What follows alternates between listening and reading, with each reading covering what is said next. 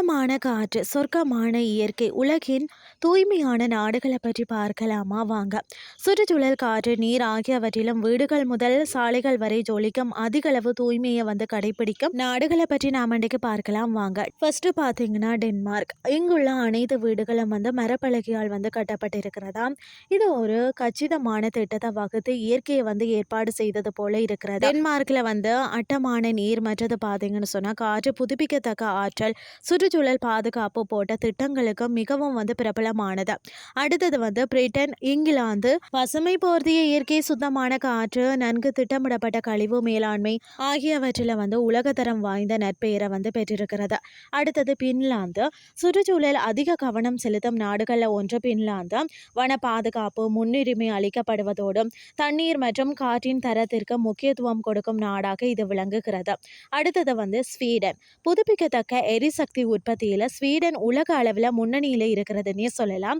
Sweden குடிமக்கள் பார்த்தீங்கன்னா ஒவ்வொருவரும் சுற்றுச்சூழலை பாதுகாக்க மக்கள் அர்ப்பணிப்புடன் செய்கிறார்கள். ஸ்வீடன்ல பார்த்தீங்கன்னா கலாச்சாரம், இயற்கை, அதன் அழகு, இதனாலே அந்நாடு சுத்தத்தில் மிகவும் பிரபலமானது.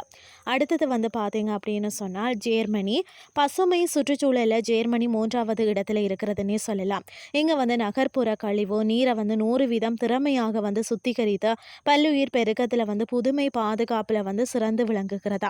அடுத்தது நார்வே. நார்வே நாடு அதன் கடல் பரப்புகளுக்கு பிரபலமானது. இங்க 100% புதுப்பிக்கத்தக்க மின்சாரம், உலோக மேலாண்மையிலும் நிலையான எரிசக்தி பயன்பாட்டிற்கு மிகவும் முக்கியமான ஒன்றாக இருக்கிறது. அடுத்தது ஆஸ்திரியா. கடுமையான மாசுபாடு தரத்திற்கு பெயர் பெற்ற நாடு ஆஸ்திரியா. சுத்தமான காற்று, நீர் மற்றும் கழிவு மேலாண்மையை உறுதி செய்கிறது.